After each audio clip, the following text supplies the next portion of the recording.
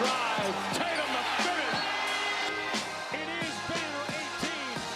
The mission commanding is mission accomplished. What's up, everyone? This is Noa Dalzell, and I'm here with another episode of You Got Boston, and we have a special guest today, NikNBA, who you may know from his great film dives. He's been diving into some of the new acquisitions, as have I, and we're excited to talk through some of the new additions to the roster. Nick, before we get into all the film stuff, how are you feeling in general as a Celtics fan and just kind of how everything's been going on over the past few weeks here?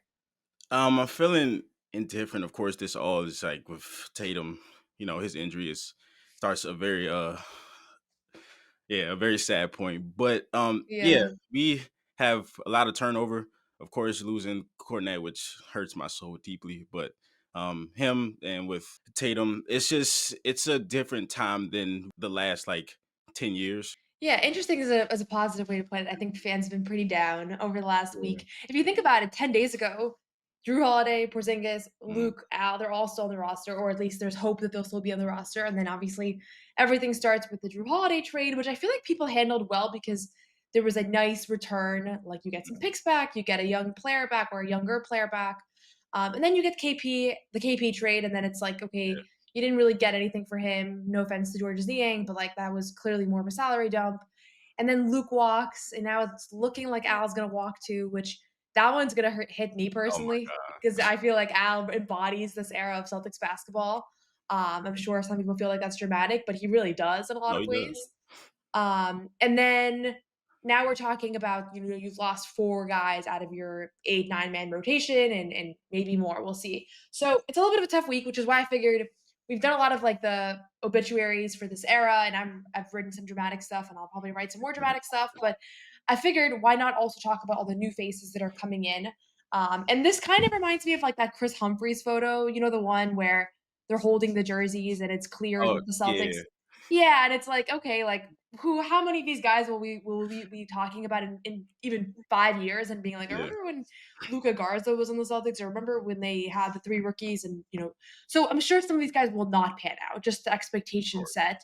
But there's 5 new additions on the roster right now. The 3 draft picks: Hugo Gonzalez, who was drafted 28th; Amari Williams, who was drafted 46th; Max Shulga, who was drafted 57th; and then over the last day and a half here, 2 new additions via free agency, both on a minimum contract from the Minnesota Timberwolves, Luka Garza and Josh Minott. Hopefully, I'm pronouncing his last name right. As I mentioned, I watched 5 different pronunciations of how to say that. So those are the 5 guys, and we're going to get into a little bit of each of those. But just off the jump, who are you most excited about to see as a Celtic next year?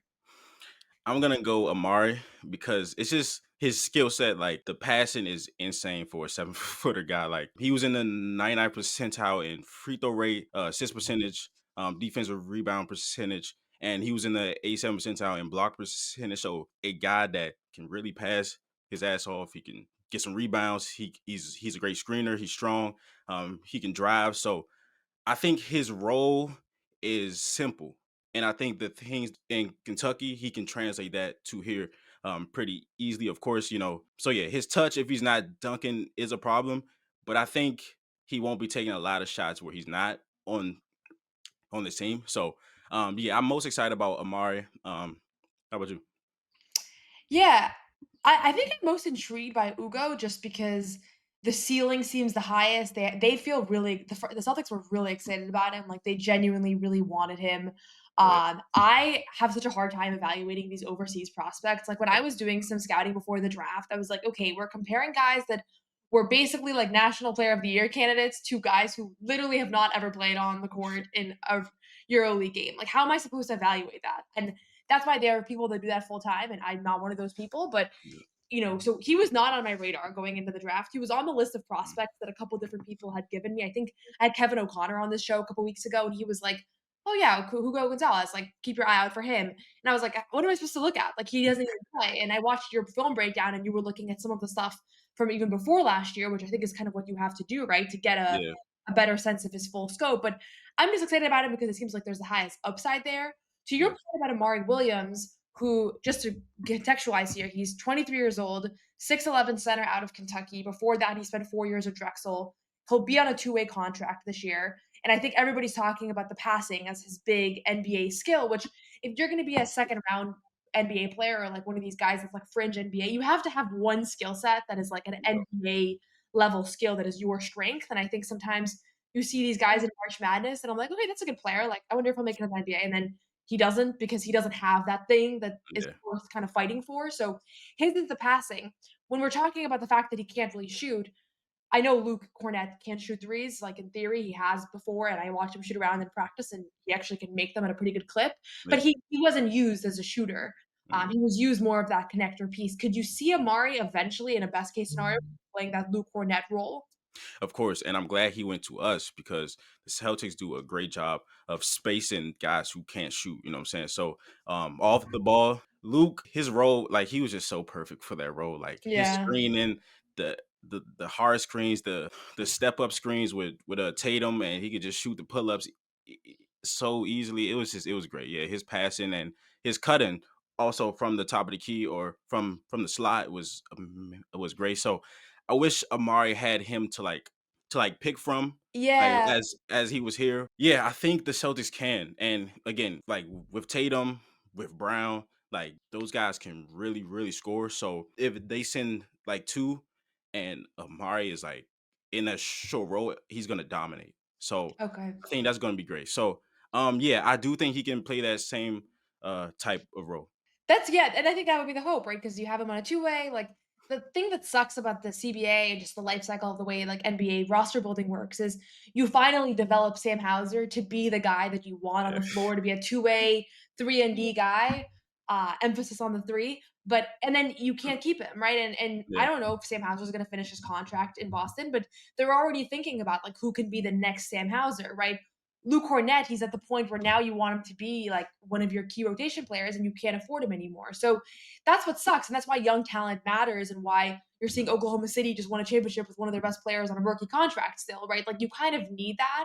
And so a lot of this is just about finding the next Sam Hauser, finding the next Luke Kornet. Like even though those are not star players, but it's like rotation players that you could probably get for cheaper for the next few years if you have to, which I hate that that's the way that it is because I Yeah. want Luke Kornet to retire a Celtic and I want Sam Hauser to retire a Celtic and I want Al Horford to stay here, but it's just not the way that the apron situation works. Which I don't know how much you follow that stuff. I know you're a film guy. Do you keep up with like the penalties and the luxury taxes and all that, or do you try to just focus on the basketball?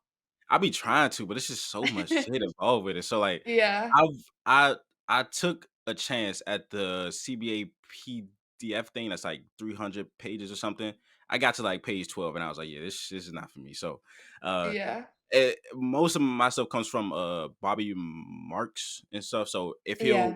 if he posts then I'll, you know what I'm saying? But other than that, nah, I just stick to watching basketball. That's the way to do it, honestly. I just read the summaries. I've scanned through Yeah. the CBA, but it's so thick. Like so you can just see like what the main penalties are, and Mhm. I think the thing is it's just the CBA, and then it's also the luxury taxes, which Yeah. maybe are even more of the thing. Everybody likes to talk about the basketball penalties. I don't think owners want to pay 4 times on the dollar for a contract, which is what ends up happening when you're in the luxury tax year after year. So Amari Williams, you're excited about. You think that of the five guys, he has the potential that you kind of can see coming into fruition the most. I will say, I was when they had the number 32 pick. We were on a live stream and I was thinking, okay, they really need a backup big because I don't know what's going to happen with Luke and Al. They already traded Porzingis. Um, I don't know about Nemi Ishketa. Like I'm excited about him, but he really hasn't gotten many opportunities in Boston. So Yeah. hard to say what the ceiling is there. But I was like, okay, who are the guys that are available at the number 32 spot? Kalkbrenner was still available. Yep. Raynaud was available. Rasheer Mhm. Fleming, who I know is more of a power forward, but there were options. Was there somebody that you were like, that's the guy I want them to pick, and then they make the trade, obviously, and they move down? But was there a big that you were like, this is the guy that's gonna solve their backup big conundrum right now? And then obviously they didn't select anybody. Yeah, it was Fleming, it was Kalkbrenner, and it was Reno. Reno ended up going to like 43, so it was close to us. But yeah, it was Kalkbrenner. I didn't like I loved Amari before the draft too, but 32 would have been a little bit too high. So I see why they you know what I'm saying, why they Why traded they him. traded him? Yeah. Because I was thinking when they made that trade, I was thinking like maybe they're not that excited about any of these players. And therefore, they're like, you can go grab Brian Kalkbrenner. We don't actually value him more than an Amari Williams by much. Yeah. So we'll make the trade down anyways. Like I know, we have the same couple names like floating around in the media world Mm. around like backup bigs, but it's possible Celtics just weren't that excited about any of them, so they make this move. They acquire 2 future second round picks as well, and they acquired the 57th pick, which they go and draft Max Shulga, who to me seems like I don't want to say a worse version of like a Sam Hauser type, but he's not quite the shooter, and he seems a little bit more limited athletically. But what was your conclusion from watching Max Shulga, who is, just for context for viewers, he's a 6'5" guard, and he comes out of VCU. Previously played at Utah State with Neemias Mhm. Queta, who we talked about yesterday. That's going to help him transition a Oh, little bit. But yeah. yeah, so it's a fun little thing. They got dinner together when he was working out with Boston a couple weeks ago, and now Queta told him it's going to be hard. It's going to be a hard rookie season. Mhm. I don't know if you know this, but Queta deals with a lot of criticism from Joe. He's probably like one of the players that Oh, Joe really? was the hardest on. Yeah, Queta's told us, Oh, Joe's shit. told us. So I think he was probably like, Max, like watch out, it's going to be Yeah. hard. But what do you think about Max Shulga? Yeah, I think Shoga is like a smaller, less productive shaman. Like on Mm, offense, they can score, but they're shooters. You know what I'm saying? Uh, yeah, they can pass. And Shoga for a 6'5" guard, he averaged 6 rebounds too. So I think Shoga has better hands defensively, but he's not like a defensive type of guy. You know what I'm saying? But at VCU, he was able to just roam, and it was kind of crazy. Like he would overcommit so much, but like he averaged about I think he averaged 2 steals the last year. So like he has the hands, he's smart, he can shoot, he can pass. So yeah, I do like him. Of course, it's the 57 pick, but I think he's cool. yeah. So it looks right now like Amari Williams and Max Shulga will have those two-way spots Mm. alongside Miles Norris, who returns from last year. Who, by the way, what do you think of Miles Norris? I know you. I know he kind of he was like a mid-season addition. I don't think Yeah. anybody like paid that much attention, but do you see any role for him in the future? I like him. Role, I'm not sure because how this team is kind of shaping up. But I remember we signed him, and I seen like he was like 6'7". I was like, wait, this guy's not 6'7". He's taller than this, and He's taller than that. Yeah. He's taller 6'7". And I was like, he's kind of like a Dollar Tree MPJ type, where he's like a Mm, tall guy. He can shoot the three. He's not very lateral, but he can dunk. He's athletic. So I do like him as a player. Role is kind of hard to predict because we just bring in so many people at his position. So yeah. role, I don't know, but I do like him. PrizePicks is the best place to turn your sports knowledge into cash. With millions of members, PrizePicks has made daily fantasy sports accessible to all. You just pick more or less on at least 2 players for a shot to win up to 2,000 times your cash. Run your game all season long on PrizePicks. PrizePicks is the best way to get action on sports in more than 30 states, including California, Texas, and Georgia. PrizePicks is the best place to win cash while watching sports. Join millions of users and sign up today. On PrizePicks, you can mix and match player projections from different sports, combine your favorite basketball players with players from baseball, hockey, esports, and much more. PrizePicks invented the flex play, which means you can still cash out if your lineup isn't perfect. You can double your money even if one of your picks doesn't hit. Sign up today and get $50 instantly when you play your first $5 lineup. You don't even need to win to receive the $50 bonus, it's guaranteed. PrizePicks is the best way to win real money this basketball season. Which players are going off, which ones aren't. Make your picks in less than 60 seconds and turn your sports takes into real money all season long on PrizePicks. Download the app today and use code CLNS to get $50 instantly after you play your first $5 lineup. That is code CLNS to get $50 instantly after you play your first $5 lineup. PrizePicks, run your game. It does feel like outside of obviously Tatum and Brown, there is a little bit of a free for all of like who Yeah. else and Hauser, who's above the rest of the pack right now still. Mm. Who else can play those backup forward minutes? And this year there will be an opportunity, obviously, with Tatum not playing. Like that's 35, 40 minutes a night now that are up for Yeah. grabs, in addition to the fact that half the roster has been gone. But like that's really a big opportunity. So Jordan Walsh, we had him on the Garden Report last week. He's somebody that could be in the mix here. Obviously Baylor Shireman. I love Baylor Shireman's game. I really want to see Yeah. what he can bring to the team next year. And then they do sign Josh Minott, who potentially is in that role as well, in that Mm. mix of backup wings. And the fascinating thing with him is he's been with Minnesota the last few years, but he's still just 22 years old. So you look at Baylor Shireman, you look at Amari Williams, Max Shulga, all those guys are older than Josh. I know it just happened yesterday afternoon, but Yeah. Any early impressions of Josh from just your initial scouting of him? Yeah, he's an athletic 6'8". He just makes things happen sometimes when he's on the court. And defensively, he's a guy that's gonna I think he racks up a lot of steals. He was in the 91st percentile in pickpocket rate. The most I got from him was like he'll play his ass off. So Yeah, they have him for 2 years. Second year is a team option. So if it doesn't go well, so well. yeah, It was the year that you were. I don't want to say tanking, but I don't think they're prioritizing winning next year. yeah, So you have Josh in the mix. You have Jordan Walsh in the mix. You still have Sam and Baylor. I'm trying to think. Miles Norris, I guess, plays that role as well as a two-way. yeah, Drew Peterson, I would say it's probably unlikely that he'll be back, just yeah, considering the two-way spots have filled up. But you never know how things could shake up. But he's somebody that we had him on. He wasn't sure kind of what his plan was. He was a restricted free agent, and they did not extend him a qualifying offer. So not a great sign for his prospects in Boston. The last guy we haven't touched on yet is Luka Garza, who I think is more of a known name because he was a star in college basketball, but has just not panned out in the NBA, especially defensively. I think is where yeah. he's struggled. 6'10" for 26-year-old. He's also on that 2-year, $5.5 million contract, but that contract is fully guaranteed, so he will be Mm. sticking around here unless he gets traded. What did you think when you heard that with that signing? And then it did come like half an hour after Luke Kornet signed with the Spurs. So I Nah, think there was like we were on a live stream and I was like, I don't even care about Luka yeah, Garza right now. Like, let us grieve Luke Kornet in peace. But what do you think about him? Anything stand out?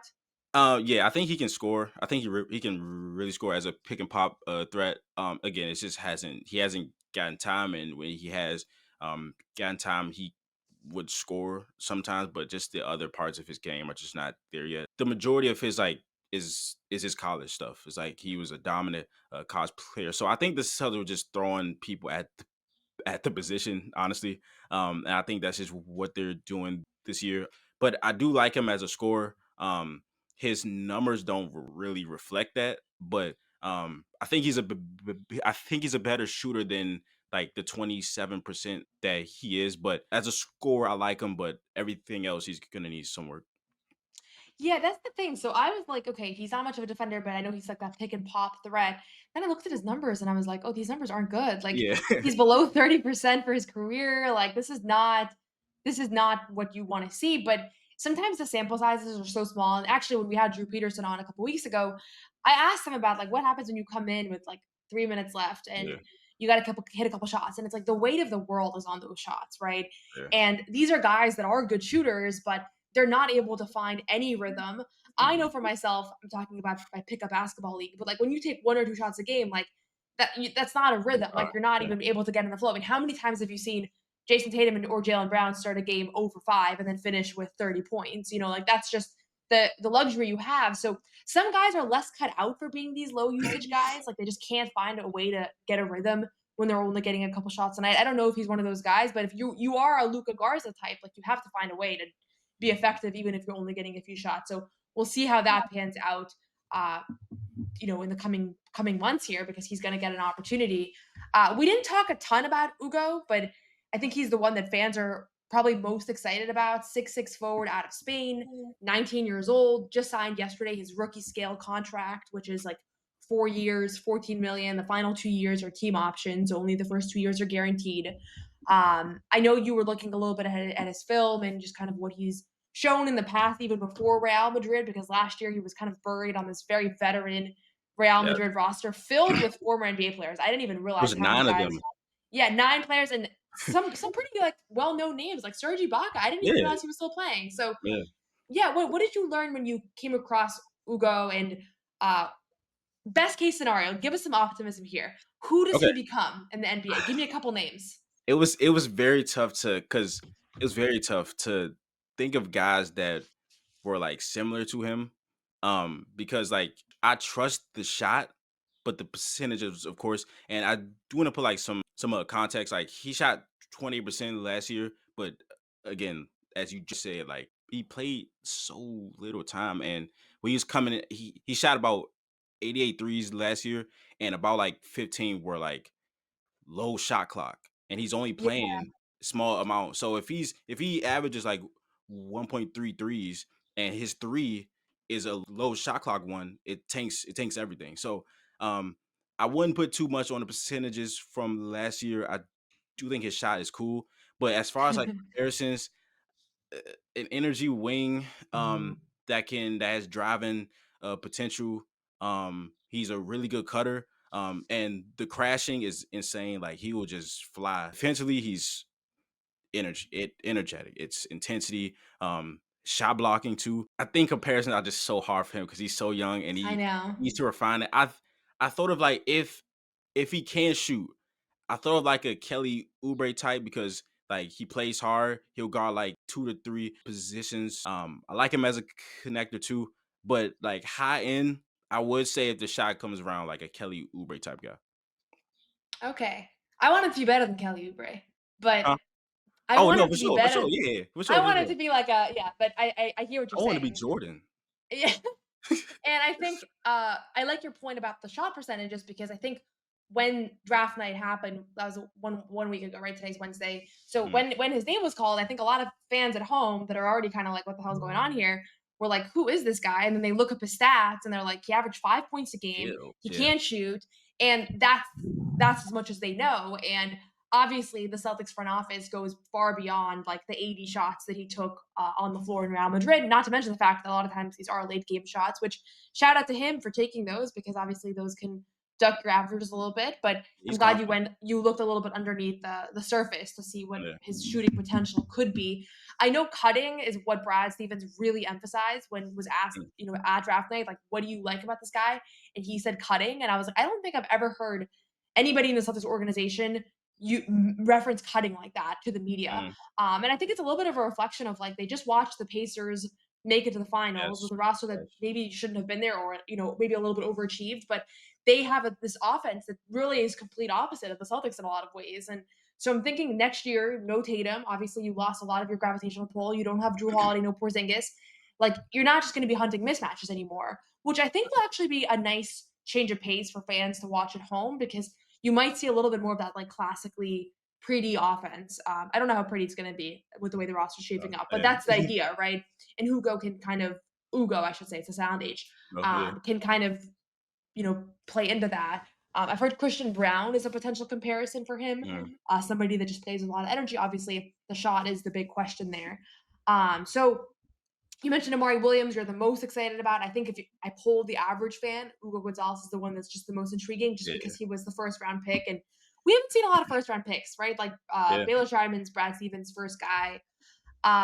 Between Luka and Josh, the two Minnesota Timberwolves bench warmers who are now on the Celtics, is there one that you're more intrigued by or looking forward to seeing? Yeah, Josh for sure. I think he just shows a That lot was a little more. too quick. I'm worried about how Oh, I'm quick you. sorry. Uh, No, I'm just kidding. let me think about it. Let me Y- think about it. no, no. So it was you're definitely him. I think that's the common consensus. But yeah, tell me more about that.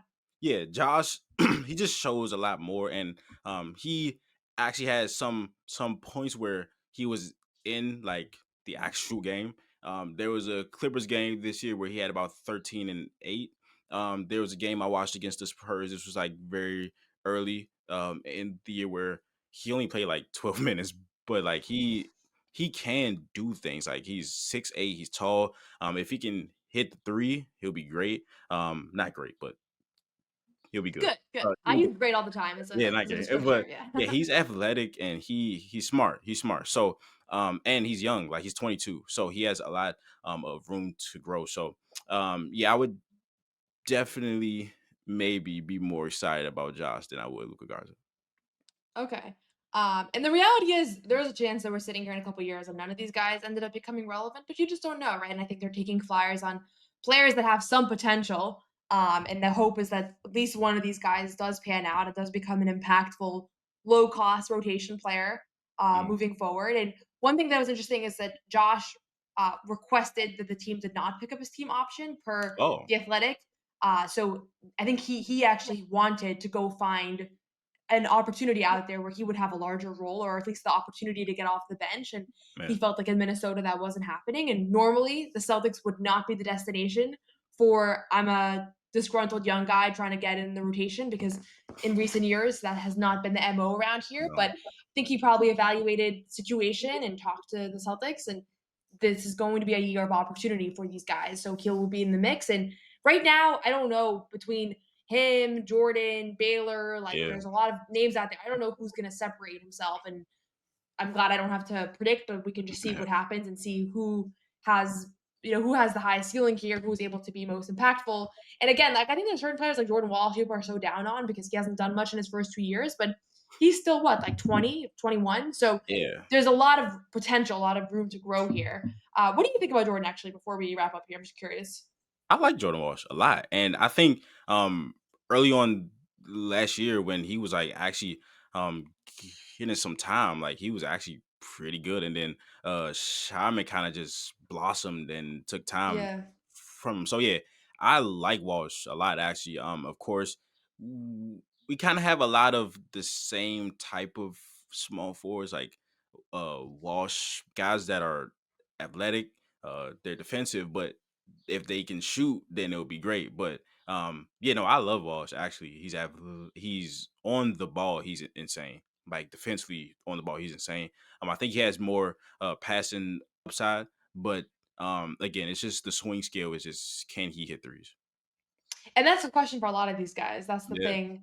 Uh, that's what has made Sam Hauser sign a $40 million contract, right? Like when you can shoot in the NBA and you can be solid defensively, you can go very far. And I know fans are not excited about Georges Niang. I have never seen the Celtics world hate a new acquisition the way they've hated this guy. I think a lot of it is because he had that incident with Jalen Brown a couple years yeah, ago in game 7 where he grabbed his ankle as he was running back on defense from the 76ers bench. So I don't know how much of it is that. He's a little bit of a heel. Like I think he gets under opposing team skin. mm, But 39% career three-point shooter. There's a reason why he's stuck in the NBA so long. I don't know if he'll be in Boston next year. Like I kind of keep thinking that I keep waiting for the notification that him or Simons. Simons are getting traded. Like I just don't see them being a part of this team's future. Yeah, Maybe I'm wrong. Maybe this is like the new core that I'm sleeping on. But he's another guy that will be competing for those minutes and is definitely more of a proven shooter than any of these guys at the very least. Like he's been pretty consistent in that sense throughout his career on an $8 million expiring deal. So a lot of young guys in the building. This is going to be a completely different vibe than last year. Last year, I feel like there was no, and we were all like Lonnie Walker, because it was like the only new name in town, yeah, and they literally brought back the entire roster. So it was Baylor Shireman was the only new addition. This year, we already have 5 new players, 3 rookies, or actually, sorry, 7 new players if we're counting Simons and Niang, who I yeah, did not talk about here because I still think they might not be in Boston next year versus like the 2 guys on the minimum deals, Luka and Josh. I think they're here to stay. yeah. Um, I'm trying to think. So you already told me Amari Williams is the guy you're the most excited about. I didn't love the Kelly Oubre comp, but that's honest. Do you think Really? that's her? I He's just don't. I he's a don't good know. Like player though. he's a good player. You're right. I think he was better like 2, 3 Yeah. years ago. So I'm not gonna say like current, but Yeah, I think maybe I just want a blind optimism. Like I wanted you to like drop like an all-star on me, drop like a Like like like I a saw you Hugo mentioned Gonzalez. Franz Wagner in your video. Yes. Like, like a Franz Wagner, I just think yeah. But I I think understand Franz he's nowhere is near gonna Franz score. right now. Right now is the key. Right now. Yeah. Right now is the 19 key. years old. You never know. For sure. Um yeah. Okay. Well, thank you so much, Nick, for joining. Tell us where we can find your film breakdowns and kind of what you've been up to. Yeah, appreciate you for allowing me to join. This is amazing. Yeah, YouTube at NikNBA on the YouTube, Twitter __ King Nick. It's basically where I'm at a lot of the time. So I appreciate you. This was fun. Yeah, of course. And I saw you just hit 5,000 subscribers, so congrats on Yes. that. Thank you. When there's a new edition, I guarantee Nick will have a video of what they do, and you can watch the film firsthand. If you're somebody like me that's like, I always struggle to even know where to start when there's a new name, so it's a good starting point to just see that. You can watch. I know Tomek has all the highlights. Like, there's a lot of good Yeah. resources in the Celtics universe online to get started when one of these new guys joins the roster. A little bit of a down week for Celtics fans, but new names are always exciting. New names where you can be delusionally optimistic about where these guys can go. Looking forward to seeing Amari Williams in Celtics green next year, along with the rest of the guys. Thank you, Nick, for joining, and we will have more content this week. Al Horford may or may not announce his decision before I even release this episode, but we'll have some content around that as well. You can also watch the entirety of all the rookie introductory press conferences. They spoke at the Huntington YMCA. All 3 of those guys talked about how great it was to be drafted. You can catch those full videos on CLNS Media as well, alongside some of our content, some of our reaction videos to everything that's been going on over the past few weeks. So thanks again, Nick. Thank you all for watching, and we'll see what happens next.